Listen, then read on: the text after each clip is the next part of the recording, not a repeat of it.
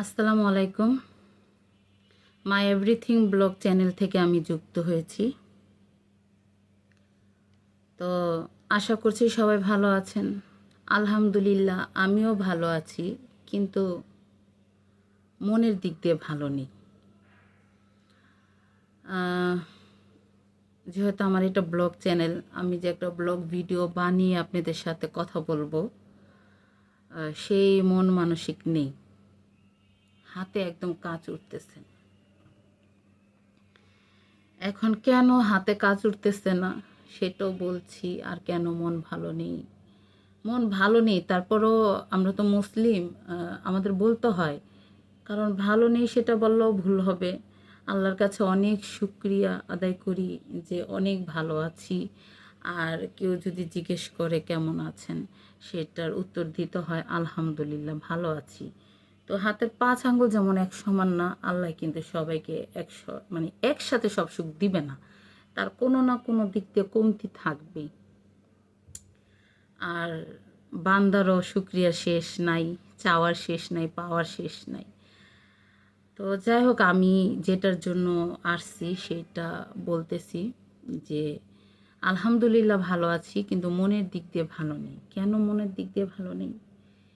এই যে আপনারা সবাই এটার প্রতি অবগত আছেন, সবাই জানেন, সবাই দেখতেছেন।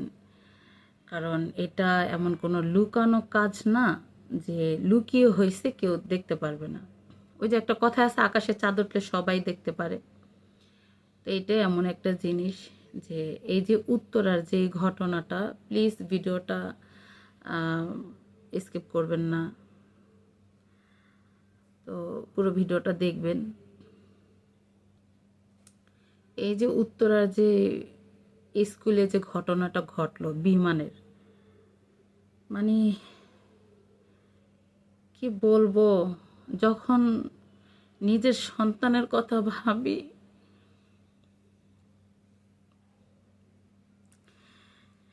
আমার মেয়েরাও তো স্কুলে পড়ে, আমার সন্তানও স্কুলে পড়ে। আজকে যদি ওই স্কুলে হয়তো ঘটনাটা, তাহলে কি অবস্থা। আর যে মারা, বাবারা, গার্জিয়ানরা সন্তান হারাইছে, আমরাও তো তাদের মতনই মা, গার্জিয়ান। কান্না করলে হবে না, কান্না করলে আমি কথা বলতে পারবো না। আমার একটা অভ্যেস, আমি কান্না করলে কথা বলতে পারি না। মানুষ যখন ইমোশনাল হয়ে যায়, অনেক কষ্ট পায়, অনেক কষ্ট পায়, আবেগ তার ভিতরে চলে আসে, তখন কিন্তু মানুষ কষ্টে কান্না করে দেয়। সেটা নিজের বিপদ হোক আর আরেকজনের বিপদ হোক, কষ্টে কান্না করে দেয়। কিন্তু আমি এখন কান্না করতে চাচ্ছি না, আমি এখন অনেক রাগে, অনেক কষ্টে এখানে আসছি। আর কষ্ট যখন মনের ভিতরে জাগে, মনের ভিতরে আসে, তখন কিন্তু কান্না আসে না, তখন একটা রাগ চলে আসে। রাগটা হচ্ছে এই যে বিমানটা যে স্কুলের উপরে পড়ল, এটাতে তো কারো হাত ছিল না। এটা একটা দুর্ঘটনা, একটা অজানা, হঠাৎ করে হলো এটা। এটাতে কারো হাত ছিল না। এটা কপাল, ওই যে একটা কথা আছে, একটা কিছু হয়ে গেলে আমরা বলি আমার হচ্ছে কপাল খারাপ, কপাল মন্দ হয়ে গেছে। আচ্ছা যাই হোক, বিমানটা এসে পড়ছে, ওইটাতে কারো হাত ছিল না। এটা কেউ মানে কেউ চক্রান্ত করে, শত্রুপনা করে করে নেই, ঠিক আছে? কারণ যে বিমানটা চালাইছে তারও কিন্তু মৃত্যু হয়েছে। যে বিমানে ছিল, যারা যারা ছিল সবাই কিন্তু মারা গেছে। একজন ছিল বা 4-5 জন ছিল, একজন তার একটা বিমান চালায় না। তো যারা যারা ছিল সবাই কিন্তু মারা গেছে। তো তারা কিন্তু ইচ্ছা করে করে নাই। ইচ্ছা করে করলে অবশ্যই তারা ভাবতো যে আমিও তো মারা যাব। তো এটাই, সবাই মারা গেছে। এটা ভাগ্যে ছিল, কপালে ছিল, হইছে। এখন কথা হইলো যায়া, ভাগ্যে যেটা ছিল সেটা তো হয়ে গেছে, কিন্তু হওয়ার পরে মানুষগুলা এই যে চক্রান্তগুলা করতেছে, এই যে দুর্নীতিগুলা করতেছে, বাজে কাজগুলা করতেছে, আমি আমার 2 চোখে দেখি নাই, কিন্তু মানুষ তো, একটা মানুষ মিথ্যা কথা বলতে পারে, 2টা মানুষ মিথ্যা কথা বলতে পারে, সবাই তো আর মিথ্যা কথা বলবে না, ঠিক না?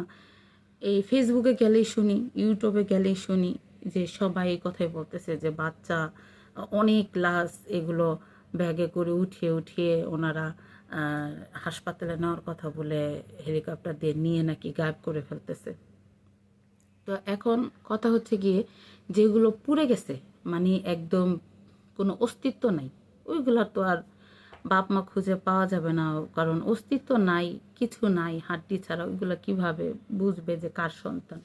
কিন্তু যেগুলা একটু বোঝা যায়, যেগুলা একটু যে সম্ভব এটা পরিচয়টা বের করা, বা মরে গেছে তো কি হয়েছে লাশটা রেখে দিই যেন গার্জিয়ানরা এসে দেখেও চিনতে পারে, এটা তো করতে পারে। কিন্তু এই যে পানি 15 টাকার মাম পানি, ফ্রেশ পানি, বা বড়টা নিলে বেশি দাম, ছোটটা নিলে কম দাম, 15 টাকার পানি, 100 টাকার পানি, ওই যে 45 টাকার পানির বোতল, এগুলো বেচতেছে বলে 300 টাকা করে। মানুষের কোনো বিবেক আছে?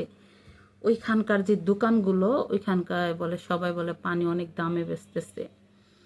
আমার মনটা চায় আমি একটা উড়াল দিয়ে চলে যাই, উড়াল দিয়ে ওইখানে গিয়ে ইচ্ছা মতন সবাইকে পানি দিয়ে আসি,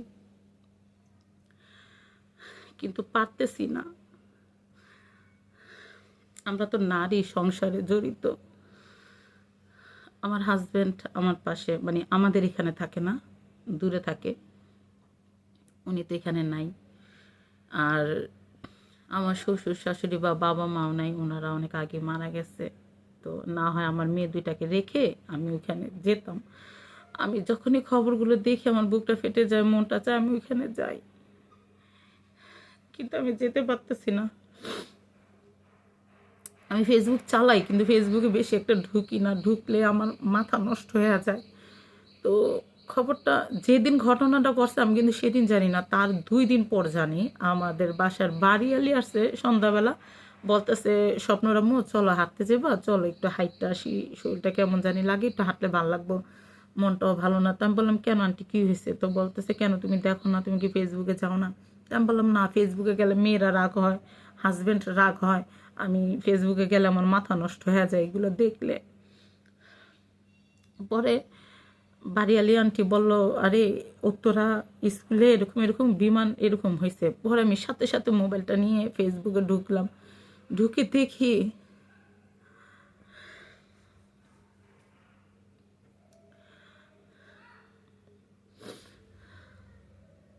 যার যার সন্তান আছে সে অবশ্যই দেখে কান্না করে দিবে।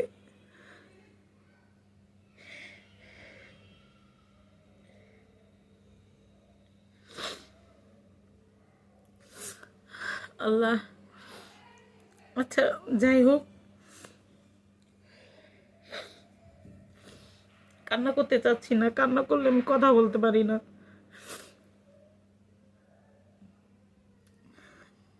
যার সন্তান আছে সে কখনোই মানে মনকে কঠিন করে বসে থাকতে পারবে না।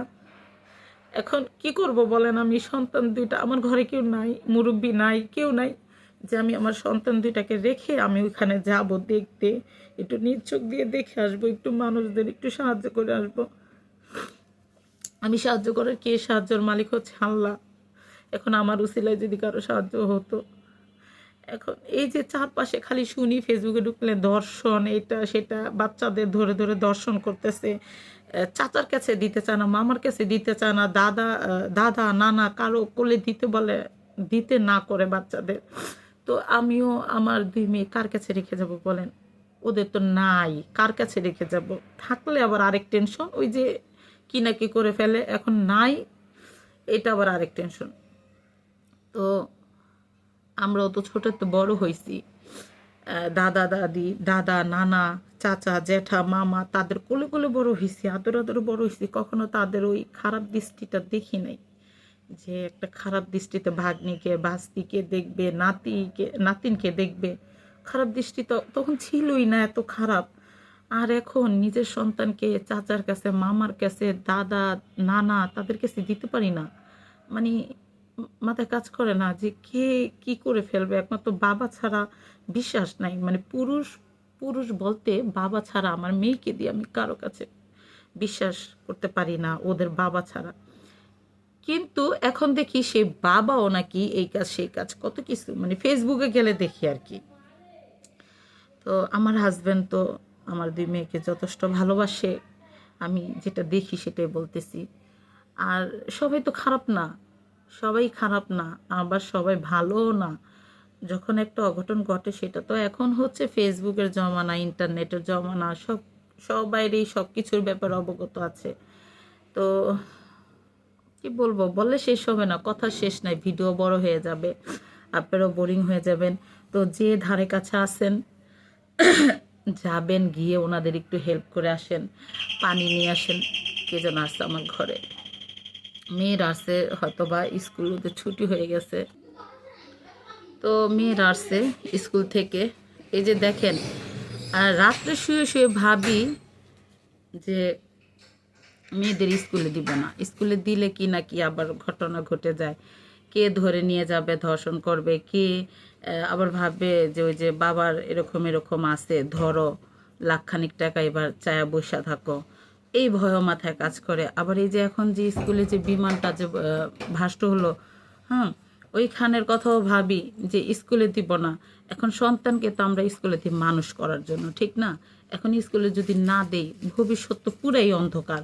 শিক্ষিত হয়েও মানুষ কিছু করতে পারে না, আর যদি শিক্ষিত না হয় তাহলে তার জীবনটা তো পুরাই অন্ধকার। আমরা তো চিরজীবন বেঁচে থাকবো না, বাপ মা তো চিরজীবন থাকে না। তো এই সন্তানরা তখন শিক্ষিত হলে কি একটু নিজের পায়ে চলতে পারবে, নিজে কামাই করে চলতে পারবে, এই জন্য ওদের শিক্ষিত করা। তো এখন স্কুলে তো না দিয়েও পারি না, কিন্তু স্কুলে দিলে টেনশনে মাথা নষ্ট হয়ে যায়। আমি যখন মেয়েদের ঘরে রেখে বাজারে যাই, আমার টেনশন অবস্থা খারাপ হয়ে যায়। আমি ওদের একটা মোবাইল দিয়ে রাখি, ফোন করি, এটা সেটা খবর নেই। ওরা তো যাই হোক, ওরা বুঝে নাকি বুঝে না, কিন্তু আমি তো টেনশনে থাকি সব সময়। তো যাই হোক, আর সবচেয়ে বড় কষ্টের কথা হচ্ছে যে বাবা মা যখন বৃদ্ধ হয়ে মারা যাবে, তার সন্তান তার কাঁধে লাশ নিয়ে দাফন করে আসবে, জানাজা দিয়ে মাটি দিয়ে আসবে। আর যদি সন্তান যদি বাবা মার আগে মারা যায়, এর থেকে কষ্ট দুনিয়ায় আর নাই। যে সন্তানকে জন্ম দিছে, বড় করছে, লালন পালন করছে, এই সন্তান একদিন বৃদ্ধ বাবা মাকে মাটি দিয়ে আসবে। আর সেই সন্তান যদি বাবা মার আগে মারা যায়, তাহলে সেই বাবা মা কি করবে, সেই বাবা মার ভবিষ্যতের জন্য কি হবে, ভবিষ্যৎ আর কি রইল সেই বাবা মার। আর দেখেন, এখানে অনেক বাবা মারাই আছে, অনেক গার্জিয়ানরা আছে যে তাদের এক ঘরে এক ফ্যামিলিরই 2টা বাচ্চা মারা গেছে, 3টা বাচ্চা মারা গেছে। এখন ওই মানুষটার বয়সও কিন্তু অর্ধেক হয়ে গেছে, ওই মহিলাটার বয়সও কিন্তু অর্ধেক হয়ে গেছে। এখন সে কি আর বাচ্চা নিতে পারবে? তার কি বাচ্চা হবে? অনেকের অনেক বয়স হয়ে গেল বাচ্চা হয়, আবার অনেকের কিন্তু বয়স দেখা যায় একটা বাচ্চা হয়েছে, 2টা বাচ্চা হয়েছে, আর কিন্তু বাচ্চা হয় না। ওনারা কিন্তু অনেক ট্রাই করতেছে, চেষ্টা করতেছে, বাচ্চা নেওয়ার হয় না বাচ্চা। তো এখন সে কি করবে? একজন মারা গেলে আরেকজনকে নিয়ে থাকা যায়, কিন্তু 2টা বাচ্চা মানে একটা সংসারের 2টেই বাচ্চা, সেই 2টেই মারা গেছে, 3টেই বাচ্চা, 3টেই মারা গেছে, আর বাচ্চাই নেই। তাহলে ওই বাপ মা কাকে নিয়ে থাকবে? কার ভরসায় বাঁচবে? হ্যাঁ, সব কিছুর মালিক আল্লাহ, কিন্তু ইল্লাও আছে, আবার কি বলে এই যে উসিলাও আছে। আল্লাহ তো সব কিছুই রাখছে। তো অনেকেরই আছে যে 2টা 3টা বাচ্চা, 2টা 3টা বাচ্চাই মারা গেছে, নিখোঁজ খবর নাই, তাদের কোনো অস্তিত্বই নেই। এখন তাদের বয়সও অর্ধেক হয়ে গেছে, তার আর বাচ্চা কাচ্চাও হবে না। তো তারা কি আজীবনই বাচ্চা ছাড়াই থাকবে? তো যাই হোক, এখন বাচ্চাগুলা, আমার কথা হচ্ছে হাসপাতালে যতটা বাচ্চা আছে একটু খুঁজে ভালো করে দেখে তদন্ত করে যার যার সন্তান তার কাছে দিয়ে দেন। কারণ দেখেন, কপাল খারাপ তাই এই ঘটনাটা ঘটে গেছে, ইচ্ছা করে ঘটে নেই। কিন্তু ওই যে পানি বেশি দাম নিতেছে, ওই যে লাশ একদম গায়েব করে ফেলতেছে, কোনো অস্তিত্ব রাখতেছে না, এইগুলো করবেন না, এইগুলো ভালো না। দেখেন, একদিন আমরা সবাই মারা যাব। যেমন পৃথিবীতে সৃষ্টি নিশ্চিত, তেমনি কিন্তু মৃত্যুও নিশ্চিত। মৃত্যু কিন্তু অবশ্যই হবে। তো এই কথাটা চিন্তা ভাবনা করে আপনারা এই দুর্নীতিগুলো করবেন না, যেটা ভালো হয় সেটাই করবেন। একটা বাপ মার সন্তান মারা গেছে, এর চেয়ে কষ্ট তার জীবনে আর কিছু নাই। এটাই অনেক বড় কষ্ট। তো যাই হোক, সেই বাপ মার কি এতটুক যোগ্য, এতটুক তার মনে কি এতটুক আশা থাকতে পারে না যে তার সন্তানটাকে এনে একটু দাফন করবে, ভালো করে হাদিস অনুযায়ী জানাজা দিয়ে তাকে দাফন করবে?